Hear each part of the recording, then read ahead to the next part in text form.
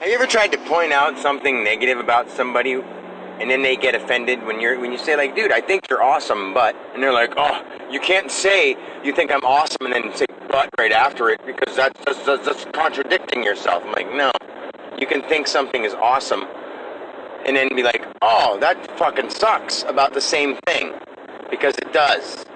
Haven't you ever been mad at a person and then also been happy with the person?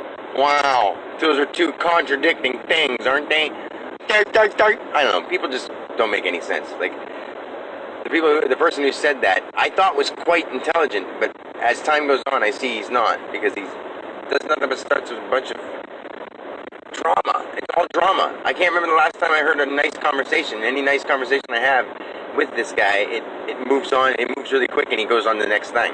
He's one of the ones that has like the piercings on his lips and doesn't care, and he says it doesn't matter. And if you heard this, he would just say it doesn't matter because that's his mentality. It doesn't matter because his mom's dead, as if that's all that matters to his life. And he doesn't have a dad. Well, guess what? He's here, and he can make something great out of it, and he can affect people in a great way. But people don't care. Every day, my whole goal of life is to help the world, not to better people, to help people better themselves if they want to. But I do know the truth, so therefore I'm not going to say I don't. So when I say that, people don't like it, oh well. I know the truth, and they're not going to steer me away from it. I've experienced God.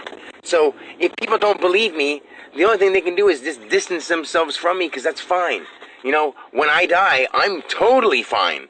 Like, when they die, they'll see what I'm talking about. And I don't want to keep saying that kind of stuff because it sounds really woo-woo to everybody, and I know that.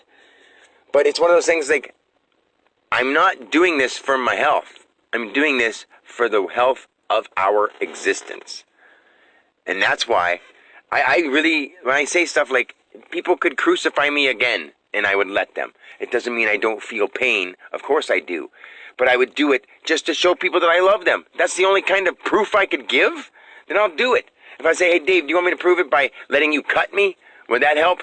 You know, like, what do you want me to do? But anyway, it's just one of those kind of things where people, they contradict themselves by talking about contradictions. Conspiracy theorists make up their own conspiracies. It's people that are just so ridiculous, they're causing their own problems. It's what we've been doing all along, because we are one.